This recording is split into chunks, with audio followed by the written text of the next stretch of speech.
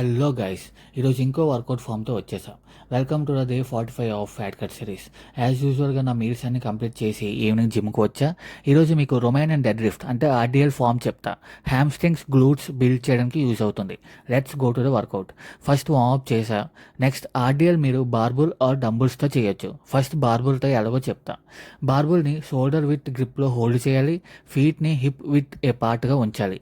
Knees slightly bend చేయాలి. Chest up, back straight and core టైట్గా maintain చేయాలి. హిప్స్ని స్లోగా బ్యాక్కి పుష్ చేయాలి, like closing a drawer with your hips. Back స్ట్రైట్గా మెయింటైన్ చేయాలి. బార్బుల్ని లెగ్స్కి క్లోజ్గా డ్రాగ్ చేస్తూ మిడ్ షిన్ లెవెల్ వరకు తీసుకొని వెళ్ళాలి.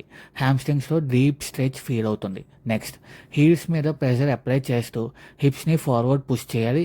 గ్లూట్స్ని టాప్లో టైట్గా స్క్వీజ్ చేయాలి. గుర్తుపెట్టుకోండి, ఈ వర్కౌట్లో మీరు లోవర్ బ్యాక్ స్క్వీజ్ చేయకూడదు, మీ గ్లూట్స్ స్క్వీజ్ చేయాలి.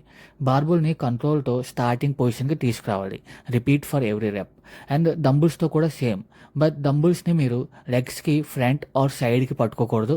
మీ లెగ్స్కి క్లోజ్గా 45 డిగ్రీస్తో పట్టుకోండి. ఈ వర్కౌట్ మొత్తం మీరు బార్బుల్ ఆర్ డంబుల్ని పైకి పుల్ చేసి అండ్ కిందకి డ్రాప్ చేయడంపై ఫోకస్ చేయకూడదు. మీ ఫోకస్ మొత్తం గ్లూట్ని బ్యాక్ ఆర్ ఫ్రంట్కి పుష్ చేయడంపై ఉంచాలి. ఐడియల్లో హిప్ హింజ్ టెక్నిక్ ఇంప్రూవ్ అవుతుంది. హెవీ లిఫ్ట్స్లో బ్యాలెన్స్ అండ్ పవర్ ఇంక్రీజ్ అవుతుంది. That's all for day 45.